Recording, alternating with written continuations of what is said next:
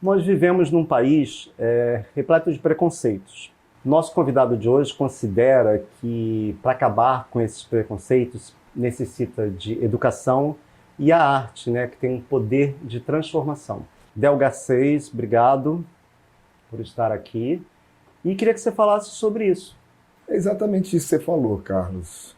Tudo, a base de tudo, de todas as transformações, sejam individuais ou coletivas, do meu ponto de vista, ela vem através da educação. E no meu caso ainda, né, por ser artista, por ser ator, acredito que através da arte também. A educação, a arte, a cultura tem um papel fundamental nesse sentido, né, de transformar a sociedade no melhor sentido, né, através das suas posturas, através do ambiente familiar, enfim, na sociedade como um todo, transformando pessoa, formando cidadãos conscientes, né, do seu papel na sociedade. Já faz tempo, assim, a gente volta e meia, escuta algum comentário preconceituoso em relação, por exemplo, aos nordestinos. Na época das eleições, até por o candidato, né, Luiz Inácio Lula da Silva, atual presidente eleito, ter uma eleição maciça, né, ganhar em todos os estados do Nordeste, as pessoas também falaram muito mal. Você atualmente está num trabalho da televisão, a novela Mar do Sertão, que exalta, né, tanto a cultura nordestina, os artistas nordestinos, e você é um ator nordestino, você nasceu em São Luís do Maranhão. Me fala também sobre isso, sobre esse seu trabalho, essa exaltação ao Nordeste. Você, como nordestino, o que você sentiu já de preconceito em relação à sua região? O brasileiro, historicamente, tem essa questão aí, infelizmente, do preconceito com relação aos nordestinos. Aqui no Rio, por exemplo, falamos Paraíba, então se referindo num sentido pejorativo, né, depreciativo. É histórico, né, e infelizmente isso acontece. Essa novela, a gente está tendo a possibilidade de fazer assim uma verdadeira homenagem, pelo menos eu, e isso é a intenção, claro, dos autores e da própria Rede Globo, uma homenagem aos nordestinos, ao Nordeste, no momento em que se valoriza ali, né, a própria cultura nordestina, colocando a beleza que é o Nordeste, a natureza em si. Isso tudo também é um instrumento de transformação, de mudança, né, de conscientização de que todos somos iguais, nós vivemos num país tão diverso e uma das nossas qualidades é exatamente essa diversidade. Então, por quê? Por que o preconceito contra o nordestino? Né, eu sou nordestino, sou de São Luís do Maranhão, saí de lá adolescente. Até me perguntaram outro dia em entrevista se eu passei preconceito na televisão com relação a isso, né, pelo fato de ser nordestino. Não, mas com relação ao preconceito racial, sim. Mas porque desde cedo também eu saí de São Luís, morei anos em Brasília, moro aqui no Rio há mais de 30 anos, morei quase 2 anos em São Paulo, então descaracterizou muito esse meu jeito, né, o sotaque, por exemplo. Você não Nesse sentido, não. Mas nessa novela, Mar do Sertão presente para mim, né? Esse personagem, o Catão, me dá essa possibilidade de fazer essa homenagem, de recuperar essa minha ancestralidade nordestina, fazer esse mergulho nessa cultura nordestina, o jeito de ser, aí busco nas minhas lembranças, nas minhas memórias, né, parentes meus. Eu sou de São Luís capital, mas assim, a minha mãe é do interior de São Luís, lá no Maranhão, e eu convivi muito com os parentes deles e muitas vezes assim, imitava junto com a minha irmã, a Kátia, mas era muito gostoso, era lúdico, eu já fazia teatro desde cedo, e agora eu venho na minha memória, nas minhas lembranças, esse jeito de ser do nordestino e coloco no personagem, vem de uma forma muito natural, muito espontânea.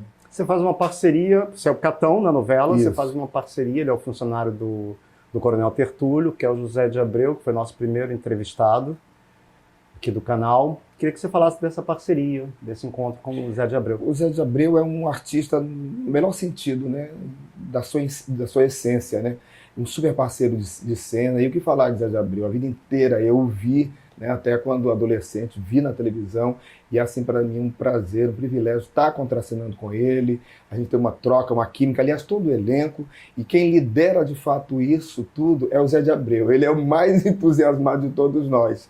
E não é nordestino, olha só. É um prazer imenso, só tenho alegria ao trabalhar com ele.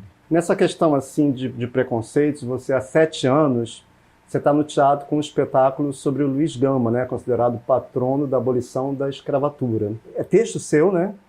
A Exatamente. ideia foi tentar diminuir um pouco do preconceito, né? Botar, através do passado, um olhar para o futuro. Exatamente, é essa a ideia, e também recuperar uma história brasileira, uma grande parte da nossa história, que não foi contada, ela foi apagada da historiografia oficial, dos livros didáticos, dos bancos escolares, que é a história desse herói nacional negro brasileiro que viveu em plena época da escravidão e foi vendido pelo próprio pai, mas ele fez uma autorreparação muito grande, se tornou o maior advogado de pessoas escravizadas no Brasil, como você falou, patrono da abolição e herói da pátria, né? A OAB, em 2015, o reconheceu oficialmente como advogado. Em 2018, por leis federais, ele foi nomeado patrono da abolição e inscrito no livro dos heróis da pátria. Mas, para fazer isso, ele dedicou a vida inteira dele lutando pela abolição da escravidão no Brasil, lutando pela liberdade, pela igualdade de direitos, pela justiça, inclusive pela democracia. Então, esse homem foi apagado. Esse espetáculo tem esse objetivo de contar uma história de um homem, de um herói negro brasileiro que foi apagado da historiografia da história do Brasil. Você, assim, como é que ao longo desses anos, preconceito, você viveu alguma situação muito ruim, assim, em termos do preconceito racial? Profissionalmente, sim, numa época, numa situação, e não foi na Rede Globo, em que me chamaram para fazer uma novela, e o preconceito é uma loucura, né? Tem o tal do colorismo, né? Vai de acordo com o tom de pele, né? E eu passo por preconceito que um outro mais escuro que eu passa, e no caso eu ia fazer uma novela e estava tudo certo, mas resolveram, quando me viram junto com o resto da família, aquele núcleo familiar que eu ia participar, que eu era claro para fazer parte de uma família de negros. Quando meu pai, por exemplo, era negro, a minha mãe mestiça. Então isso foi uma coisa muito evidente, me chocou muito na época. Mas existe muito isso, a gente sabe, né? Porque tudo é reflexo, né, de um Brasil escravocrata que deixou sequelas, né, que permanecem, infelizmente, até hoje. Né? A gente sabe que o mundo é racista, o Brasil é preconceituoso, é racista, mas claro que isso tem mudado e o nosso mercado ele reflete isso também. Nós vivemos uma sociedade que tem um racismo estrutural muito forte e que precisa ser combatido. Nós temos agora na Globo, quer dizer, tínhamos, né, a novela terminou agora, recente, a Trama das Sete, Cara e Coragem, tinha um núcleo, assim, muitos atores negros, como a atual novela também tem, né? Yes. E não era uma família rica, não estava naqueles papéis estereotipados. Você percebe, assim, no meio artístico, na televisão, que está havendo um avanço, que houve um avanço? Certamente. Você, Carlos, você acompanhou bem, né? Inclusive a minha primeira novela, que foi Chica da Silva, em 1996, século passado. Então, por exemplo, eu era um escravo, né? E a Chica da Silva, claro, se trata ali de uma parte da história brasileira, da escravidão. No caso, a protagonista era a Thaís, uma negra. E ali, né, todos os atores negros faziam papéis de escravos, retratando uma época, né? Um momento, né, do Brasil, né? E foi fiel àquilo. Mas a gente sabe que de lá para cá, apesar do preconceito aí que impera, muita coisa mudou no melhor sentido. A gente tem uma evolução positiva, significativa, né? Hoje a gente vê, você viu, falou aí, Cara e Coragem, a própria novela que estreou agora, Fuzue, a minha também, né? Um número significativo de atores negros, não somente interpretando personagens subalternos, né, dentro da história, do enredo. Né? Então, por exemplo, a minha Mar do Sertão tem o Felipe Veloso, que faz um bancário, um gerente de um banco. Eu sou um subalterno, mas eu tenho um certo, entre essa, poder, um capataz que tem um poder ali na fazenda.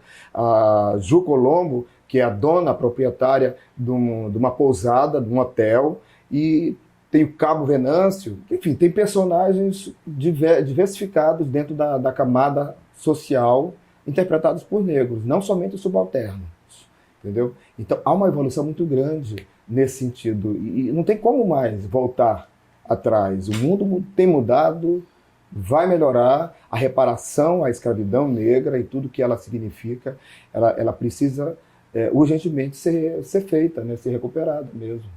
Você já fez papéis, né, que em outros anos seriam direcionados para brancos. Em Carrossel, Você mesmo Exatamente. já me disse isso, em Cravo Rosa. Cravo Rosa. E ainda hoje acontece, de repente, te chamarem para fazer um papel de um bandido, de um escravo, sem a menor história. O que você sente quando acontece esse tipo de coisa? Não que você, tô num patamar, não posso ser chamado, né? Longe dessa coisa. Tem uma característica da minha carreira que é uma conquista minha, intencional, né, de fazer não somente os subalternos, independentemente da minha cor, para fazer qualquer personagem, inclusive drama, tragédia, comédia, qualquer um, em qualquer gênero.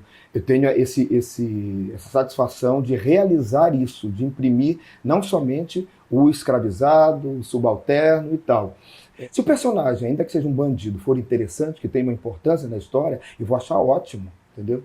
Mas eu não quero fazer um bandido ou qualquer um outro personagem que não tenha importância mínima na história, devido a toda uma luta mesmo de carreira, ao todo, botando no papel, como eu comecei muito cedo, Carlos, com 11 anos de idade, quando eu assisti a minha primeira peça de teatro lá em São Luís, Maranhão, eu resolvi ser ator e não parei mais. Independentemente da televisão. No meu currículo eu tenho assim, para quase 60 espetáculos. Ao todo, esse ano de 2023 está fazendo 45 anos de carreira. Mas como eu comecei muito cedo, então, independentemente da televisão, que eu já fiz muitas novelas, posso dizer, me dá esse privilégio e essa consciência, não com um orgulho meu, entendeu? Uma vaidade, um estrelismo, jamais. É porque o nosso trabalho é representativo. No momento em que as pessoas negras no Brasil me veem fazendo um advogado, um juiz, eu já fiz advogado, juiz, e que esse juiz, esse advogado tem uma importância dentro da trama, dentro da história, dentro daquela sociedade ali na novela, ele é espelho para os outros atores e atrizes negras. Eu encontro muitas pessoas, e na época que nem tinha celular, internet, eu recebi muitas cartas dizendo que o meu trabalho, assim como de outros atores e atrizes negras, né, que eles serviam de inspiração, de referência. Então é um objetivo, uma missão, um compromisso com os nossos irmãos pretos e pretas também. Certo. Você, sobre esse trabalho do Luiz Gama, você conversa com as pessoas, existe, né, uma roda assim? Com certeza. A gente de esclarecimento? Um debate. Muitas vezes nos nossos espetáculos a gente tem uma conversa após o espetáculo, né?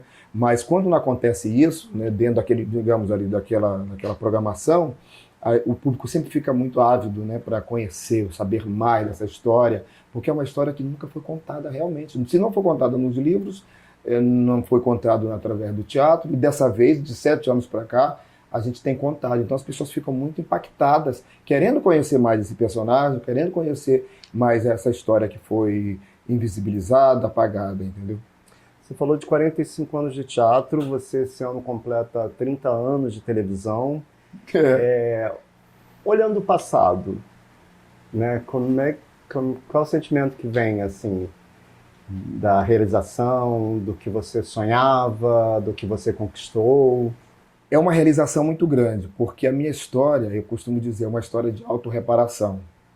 Eu nunca tive alguém que me indicasse, eu nunca tive ninguém da família na TV, eu sou um ator negro, e eu, quando era menino, eu botei esse negro da periferia, pobre de São Luís do Maranhão, mas que eu tive uma educação muito boa, posso dizer exemplar, apesar entre aspas, né, ter estudado numa escola pública, aquela escola pública que chamava Escola Modelo, lá em São Luís, ela não ficava a melhor escola particular do Maranhão. Então, eu botei isso na minha cabeça, um sonho, e fui realizando e tenho realizado ao longo de todo esse tempo. Eu vivo da minha arte. É uma autossatisfação muito grande e, ao mesmo tempo, um prazer quando eu encontro pessoas que dizem: Del, você é uma inspiração, que você é um homem negro, veio da periferia, pobre, e que você, ao longo da sua vida, você realiza sonhos. Então, para mim, isso é maravilhoso. Eu não fui protagonista em televisão, mas no teatro infinitas vezes, mas o meu sonho, né, de ser ator, eu tenho realizado, que, aliás, isso é uma das razões, a razão fundamental da minha vida, da minha existência, prioridade da minha vida é ser ator. Então, eu digo, vale a pena toda essa história, toda essa trajetória para chegar até aqui. Tem uma ideia, quando eu fiz a faculdade de teatro em Brasília, eu fui aluno da saudosíssima, genial atriz, Dulcina de Moraes, Tem uma foto que tem uma foto né? dela ali que me acompanha o tempo inteiro para onde eu vou, especialmente no teatro. Ela foi minha grande mestra, eu tenho o prazer, o privilégio de ter sido aluno dela. Isso para mim é muito gratificante, porque eu jamais, quando criança, sonhei um dia aprender o meu ofício. Com uma das pessoas que eu aprendi o meu ofício foi exatamente com Dulcina de Moraes. Isso é fantástico, isso não tem palavras para descrever. Tem algo que você tem escutado dela, assim, que ficou, que você traz na condição da carreira? Sim, do meu ofício. Uma das coisas que eu mais lembro, ela dizia para todos nós alunos, a vaidade, ela destrói qualquer ser humano. E o ator, o artista, ele vive disso, do glamour, do ego, da vaidade. Ele não pode deixar jamais que o ego dele, que a vaidade dele, seja superior ao personagem. Ele tem que ser humilde diante do personagem, humilde diante do público, para que esse personagem ele possa vir de uma forma espontânea, natural, e que, ao mesmo tempo, ela falava isso, a nossa arte, a arte do ator, está ligada diretamente ao divino. Tem um aspecto espiritual muito grande. Para mim, ser ator é uma missão, inclusive, além de enquanto cidadão, é uma missão espiritual. Você tem jogado luz à história do Luiz Gama no teatro, né? Foram há 7 anos. Esse ano você vem com um espetáculo sobre o Nelson Mandela. Isso. Me fala desse projeto, que ele realmente é o nome, né, da Pois história, é. né, do mundo. Fui convidado para fazê-lo, mas está numa fase muito embrionária, né, que é outro herói, né, mundial, assim como o Luiz Gama. A Lígia Ferreira, doutora em Luiz Gama, ela fala que o Luiz Gama, se não fosse brasileiro, seria reconhecido há muito tempo no mundo inteiro. E o Mandela, a gente sabe, não precisa nem falar, né? É outro exemplo, né, de luta pela igualdade, o apartheid, né, na África do Sul. E será um outro personagem que eu vou assim pegar com unhas e dentes, da mesma forma que peguei o Luiz Gama. Ainda não tem no segundo semestre? Provavelmente a partir de meados deste ano, né? Tomara, estou aqui na maior torcida. O Luiz Gama você interpretou também numa novela, uma participação nos Tempos do Imperador. A gente começa a ver do tempo que a gente estudou, somos da mesma geração, que muita coisa não foi contada, né, na escola, que a história não é bem como a gente aprendeu nos livros, né? A própria novela, quando retrata a família real, né, portuguesa, quando veio para cá. Me fala um pouco também sobre isso, essas coisas que não são contadas verdadeiramente, como são, que fazem parecer para ficar bonitinho. Enfim. Pois é, a história, do meu ponto de vista, desde sempre, a história do homem, a história da humanidade, ela é sempre contada sob o ponto de vista do dominador, do colonizador. E no caso aqui desse personagem Luiz Gama, essa história foi contada, ou não contada, melhor dizendo, sob o ponto de vista do escravocrata, da sociedade escravocrata. Por exemplo, Joaquim Nabuco, que era um abolicionista branco, ele minimizava a época deles, que ele era da época ali do Luiz Gama, ele minimizava a importância do Luiz Gama na luta abolicionista, quando naquela época o Luiz Gama já era protagonista dessa história, da luta pela libertação de pessoas escravizadas no Brasil. E é terrível acontecer isso, né, porque a história precisa ser contada tal qual ela foi, né? E no meu caso, quando eu entrei para a novela, foi maravilhoso, porque foi um reconhecimento desse meu trabalho. A Globo assistiu, a Frida assistiu, algumas pessoas da Globo assistiram. A Frida é a produtora de elenco da Globo, me assistiu fazendo Luiz Gama. E quando a novela foi ao ar, já na reta, lá para 3 meses antes, eles me chamaram para fazer uma participação. E nessa participação, não eram situações que eu vivi na novela que aconteciam na peça, mas estavam totalmente ligadas às situações reais do Luiz Gama na vida real. Então foi maravilhoso, porque aí é claro, eu tive que adaptar, né, a interpretação, a linguagem de televisão, e foi um presente assim incrível, foi maravilhoso ter tido essa oportunidade de fazer o Luiz Gama também na TV, que a gente sabe que essa novela vai ser reprisada por aí. Podemos dizer que a novela hoje ela eterniza, imortaliza, né, as histórias, os personagens, os atores. Na vida real, a gente tem visto muitas cenas deploráveis. Tivemos nos Estados Unidos há algum tempo o George Floyd, né, que causou um grande movimento lá nos Estados Unidos. Vimos a mesma cena aqui no Brasil, um guarda no pescoço, né, de uma pessoa também. Você, na sua vida pessoal, você passou por alguma coisa mais grave? Não que tenha sido essa intensidade, mas que você tenha sentido um racismo forte? Fisicamente não, o que é doloroso. Mas com palavras. Com palavras, sim. Assim que eu cheguei no Rio, por exemplo, eu entrei no supermercado com um amigo meu branco e o guarda, vigia, sei lá, o fiscal, nós estávamos com mochila. Isso foi imediatamente ao chegar no Rio de Janeiro, que uma população imensa, um percentual imenso, é negro, mestiço e tal, e o guarda pediu, o fiscal pediu para revistar a minha mochila, e do colega branco não. Né? Aí o meu amigo foi lá, eu era bem novo, me defendeu e tal. Uma outra vez, passeando com amigos, num carro, deu blitz, o único a ser revistado fui eu. Os outros todos eram brancos. Tem uma situação, inclusive, quando eu fiz, lembrando primeira coisa que eu fiz no Rio, que foi um Você Decide, eu fazia um presidiário. Então eu tava com black, tava com uma barba assim, sujo e tal, e acabou muito tarde. E aí eu fui até, inclusive, eu tava no meu carro, no Chevette, e foi inclusive com a produtora, uma das produtoras que morava também perto de mim, dei carona para ela e outros atores também. A gente saiu dali sujo e tudo, a polícia saiu, revistando a gente, e a produtora nos defendeu, e a gente, claro, também, né, nós nos defendemos, né, alegando, claro, por conta foi um racismo, cor. Outra situação também, por exemplo, aqui ainda no Rio de Janeiro, fui na casa de uma amiga minha, e ao subir, o porteiro perguntou se eu deveria subir pelo elevador social ou de serviço. E aí, claro, a minha amiga fez um estardalhaço, brigou e tal.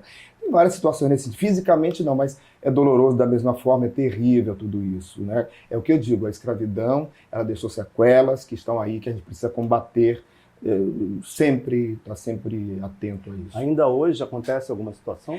Ultimamente não tem acontecido.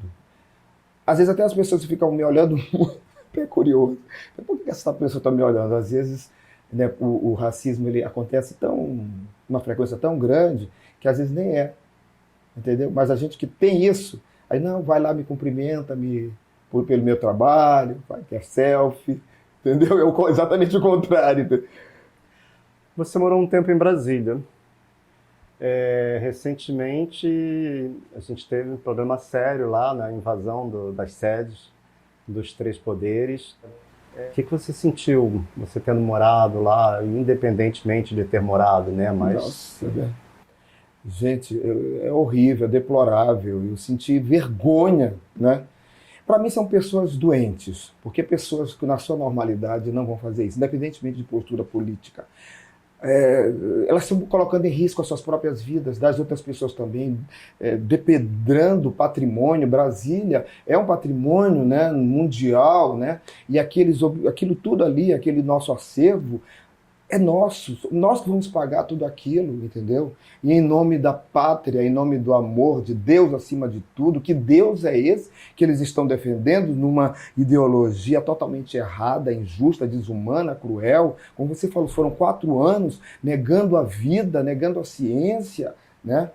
Preconceitos de cor, preconceito à mulher, preconceito de todos homofóbicos, de todos os tipos, de todos os gêneros. É deplorável isso, nós temos que combater. Felizmente, nós estamos em novos tempos e que a gente precisa combater esse tipo de ideologia, de pensamento. Essas pessoas têm que serem realmente criminalizadas, têm que pagar por essa falha, por esses crimes.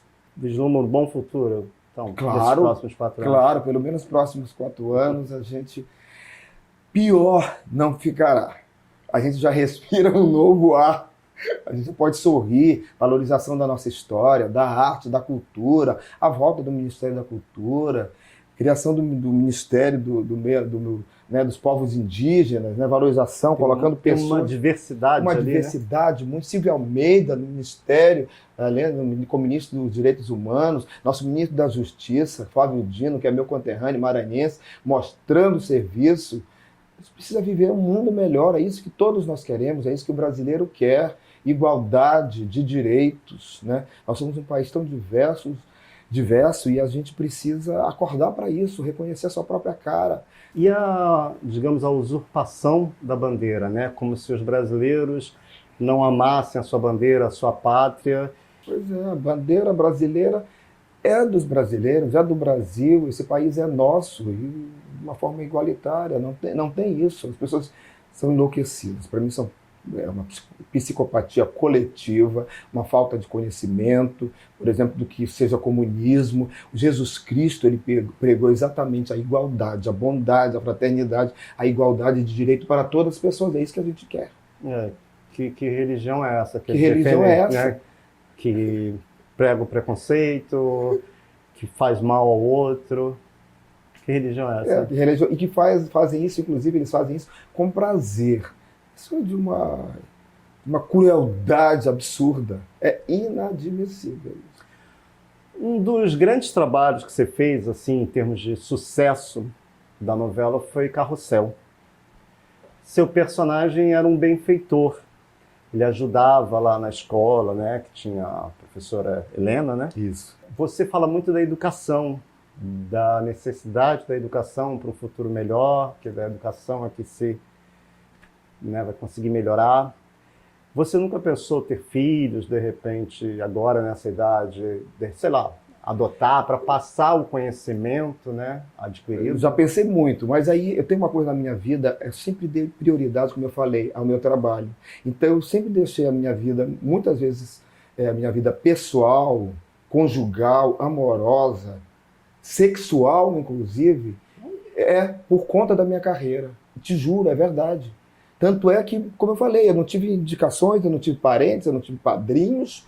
Tudo que eu consegui até aqui, que eu tenho feito, por custa de comprovação da minha capacidade, do meu talento, através do estudo, através da educação, me instrumentando tecnicamente para exercer. Eu fiz 2 faculdades de teatro, a bacharelado em interpretação e a licenciatura em teatro. E é isso, esse personagem, o Sr. Morales, era um exemplo também. Eu me inspiro muito. Não foi nem um pouco difícil interpretar o Sr. Morales. E uma das coisas maravilhosas que aconteceu foi o fato de que, no original, o Carrossel esse personagem foi feito por um senhor branco, né? Fugiu do esperado, fugiu ao estereótipo, né? Colocando um branco para fazer, que na verdade é um estereótipo sempre, né? Todos nós temos o direito a fazer qualquer tipo de personagens. Mas isso também foi uma conquista, sabia, Carlos? Eu me lembro quando eu fiz uma outra novela no SBT, lá em São Paulo, foi logo um ano depois, 1 ano e meio, que eu tinha feito o Crave a Rosa, com a Vancini, já na Globo. Aí fiquei acho que 1 ano e meio sem trabalhar, eu peguei um ônibus, liguei para o produtor de elenco lá na época, daqui do Rio, peguei o ônibus, fui, assim, no Tietê, fui lá em São Paulo, falei com o produtor que eu queria fazer uma daquelas novelas mexicanas. E eles me disseram, não, mas já havia um pacote pronto, os perfis dos personagens, tem que obedecer àquela regra que já veio de lá originalmente. Falei, gente, mas vocês estão fazendo uma novela no Brasil, faça uma adaptação aos atores, aos brasileiros, a nós brasileiros. Olha, se surgiu efeito ou não, eu sei que 3 meses depois eles me chamaram para fazer Canavial de Paixões, o personagem Vicente, que era um operário de uma fábrica, que no original, lá no México, foi feito por um ator branco. Então eu não sei, eu acredito que seja esse resultado dessa luta, dessa conquista, que é uma conquista que eu não digo, que eu falo, que não é só minha.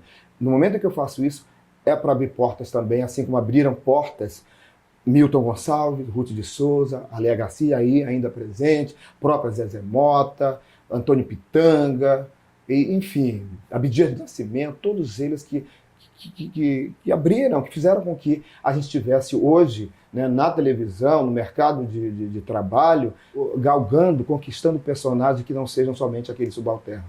Uma luta árdua ainda. Uma luta árdua. Você citou o Pitanga, deve ter 1 ano, talvez. Eu fiz uma entrevista com ele que ele disse assim, que eu nunca imaginei que aos 80 anos eu ainda ia ter que estar falando sobre racismo. Uma conquista diária, né, acabar com isso. É, uma luta permanente, eu sempre falo isso, é uma luta permanente que, de longas datas, desde a época lá, desde o Brasil, desde sempre, desde os primórdios, né? O Luiz Gama, esse personagem que eu faço há 7 anos, Eu falo sempre que a luta dele pela liberdade é permanente, pela igualdade, pela justiça, é permanente, porque é típico do homem, independentemente da cor, a gente tem que provar que somos iguais, né? Quantas pessoas brancas também não são discriminadas por serem pobres, por serem feias, entre aspas, porque ninguém é feio, nós somos seres humanos. 45 anos de carreira, 30 de televisão, o que você vislumbra para a gente terminar aqui a nossa conversa? O que você vislumbra para o futuro? Primeiro, continuar trabalhando e pegar personagens super interessantes, complexos psicologicamente, que tenham importância na história, na trama, que dê visibilidade ao nosso povo preto, ao nosso povo brasileiro. Eu quero isso, continuar trabalhando, fazendo grandes personagens, quanto mais complexos, mais ricos psicologicamente, eles vão sempre me interessar. Obrigado. Eu que agradeço, cara. Muito obrigado a você.